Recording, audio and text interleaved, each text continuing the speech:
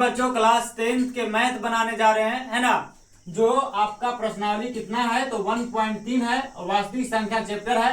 पहला क्वेश्चन है, बात समझे। आइए हम लोग पहला क्वेश्चन को सॉल्व करते हैं, जो कि मोस्ट वीवीआई है और बहुत इजी है ना। ये हर साल एग्जाम में ये सवाल आपका पूछता है। आइए हम लोग इसको देखते हैं। तो सबसे पहले हम लोग कहेंगे हल। क्या कहेंगे बच्चा जी? हल। हल कहने के बाद में कहेंगे, सबसे पहले तो क्वेश्चन पढ़ेंगे तो कहता है कि सिद्ध कीजिए कि √5 एक अपरिमेय संख्या है। यानी कि √5 एक अपरिमेय संख्या है, इसको सिद्ध करके दिखाना है। बात समझे। √5 क्या है तो अपरिमेय संख्या है, लेकिन इसको सिद्ध करके दिखाना है। बात समझे। तो हम कहेंगे कि माना कि √5 एक परिमेय संख्या है। परिमेय संख्या है यानी कि √5 को हम क्या मान लिए? परिमेय संख्या मान लिए, है ना। माना कि √5 एक क्या है तो परिमेय संख्या है। बात समझे। अब यहाँ पे हम लोग कहेंगे, जैसी परिमेय संख्या कहते हैं तो हम लोग कहेंगे, क्या कहेंगे बच्चा जी? तो कहेंगे कि √5 बराबर P बटा में Q। P बटा में Q, बात समझे। P बटा में Q। तो कह देते हैं यहाँ पे कि जो Q है वो कभी भी 0 नहीं होना चाहिए, यानी कि Q 0 नहीं होना चाहिए। Q कभी 0 नहीं होना चाहिए। और हम कह देंगे कि P तथा Q एक क्या है? पूर्णांक है। क्या है? पूर्णांक है। बात समझे। क्या है तो पूर्णांक है। बात समझे। यानी कि कहेंगे कि माना कि √5 एक परिमेय संख्या है, और जैसे ही परिमेय कहेंगे तो परिमेय कहते किसको है तो जिसको हम P बटा Q के रूप में लिखते हैं। तो √5 बराबर कहेंगे P बटा में Q और कॉमा, है ना। फिर कहेंगे कि Q जो है वो 0 नहीं होना चाहिए। Q 0 कभी नहीं होता। बात समझे। और हम कहेंगे कि P और Q एक क्या है तो पूर्णांक है। क्या कहेंगे? पूर्णांक है। बात समझे। अब इसके बटा में कुछ नहीं है तो कितना छुपा हुआ है? एक छुपा हुआ है। बात समझे। अब हम लोग क्या कहेंगे तो इसको तिरछा तिरछे गुना करेंगे, तब P से 1 में गुना करेंगे तो क्या हो जाएगा? P हो जाएगा। बात समझे। अब कहेंगे, देखिए, अब √5 से Q में गुना करिएगा तो क्या हो जाएगा? √5Q हो जाएगा, है ना। अब इसको हम लोग क्या कहेंगे तो दोनों तरफ वर्ग करने पर कह देंगे कि दोनों तरफ वर्ग करने पर तो दोनों तरफ जब वर्ग करेंगे तो क्या मिलेगा हमको? तो देखिए, दोनों तरफ जब हम वर्ग करेंगे तब P के वर्ग हो जाएगा, है ना। P के स्क्वायर हो जाएगा बराबर इधर जो हो जाएगा √5Q के स्क्वायर हो जाएगा, है ना।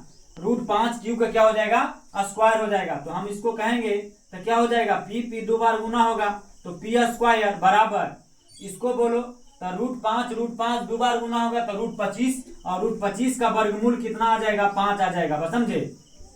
और Q जब दो बार गुना होगा तो क्या हो जाएगा? Q स्क्वायर होगा। बात समझे।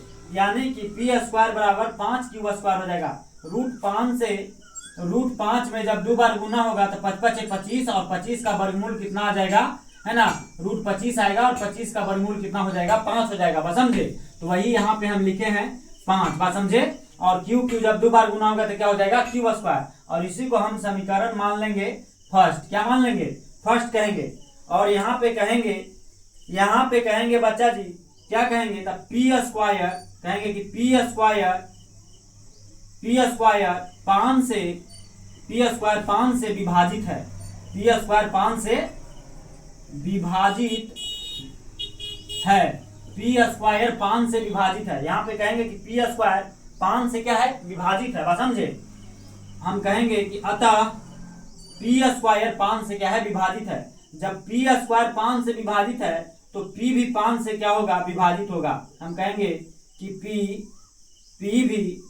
P 5 से विभाजित होगा, है ना। यानी कि जब P स्क्वायर 5 से विभाजित है तो P भी 5 से विभाजित होगा। बात समझे। जैसे 25 बटा में अगर हम 5 कहें, है ना, तो इसको हम कह सकते हैं 25 किसका स्क्वायर होता है तो 5 का स्क्वायर बटा में क्या? 5, और इसका जब वर्गमूल करिएगा तो 5 बटा में क्या हो जाएगा? 5, और ये क्या हो जाएगा तो कट जाएगा दोनों, है ना।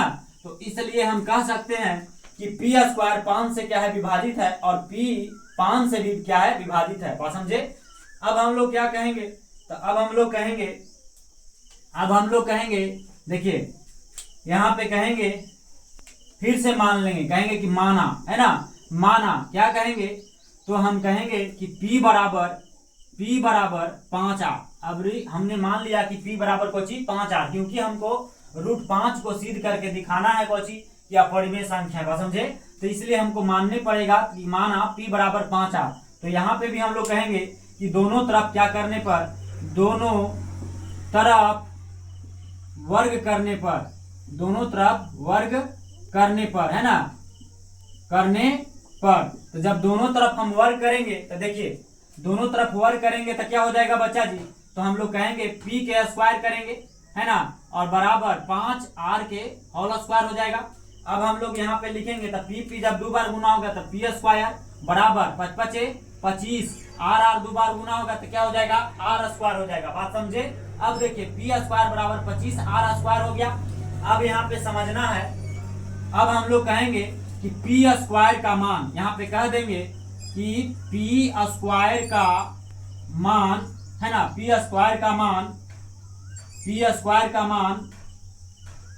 रखने पर, P स्क्वायर का मान रखने पर, P स्क्वायर का मान रखने पर, तो यहाँ P स्क्वायर बराबर हमको मिला हुआ है, देखिए P स्क्वायर बराबर यहाँ मिला हुआ है, P स्क्वायर बराबर 5QR। तो P स्क्वायर के जगह पर हम क्या लिख सकते हैं, 5Q स्क्वायर लिख सकते हैं।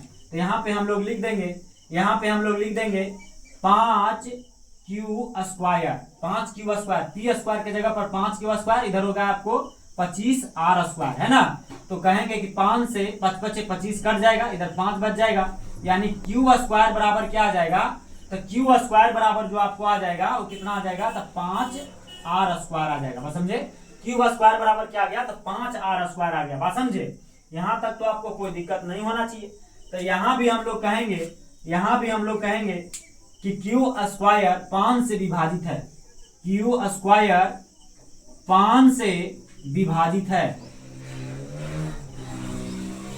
Q स्क्वायर 5 से क्या है, विभाजित है।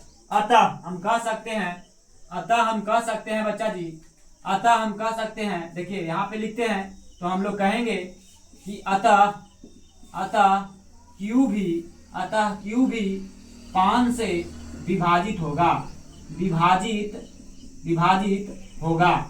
बात समझे। अतः Q भी 5 से क्या हो जाएगा, विभाजित होगा। Q स्क्वायर अगर 5 से विभाजित है तो Q भी क्या हो जाएगा, 5 से विभाजित होगा। जिस प्रकार से यहाँ P स्क्वायर 5 से विभाजित था, है ना, तो P 5 से विभाजित हो गया, ठीक उसी प्रकार से यहाँ कहेंगे, है ना। तो हम देख रहे हैं कि P, है ना, हम कहेंगे कि P तथा Q 5 दोनों 5 से विभाजित होता है। यहाँ पे लिख देंगे, यहाँ पे हम कहेंगे कि P तथा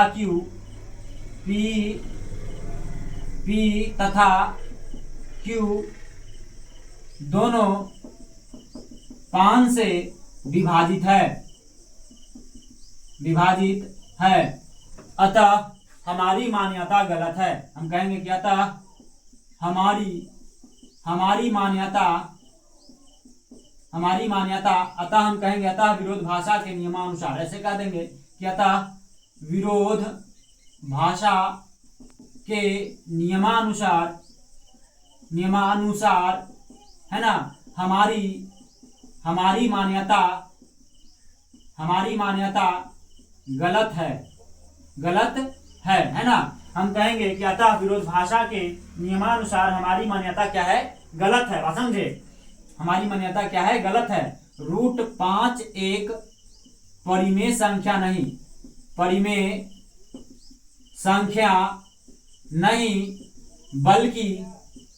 बल्कि कौची है, तो अपरिमेय संख्या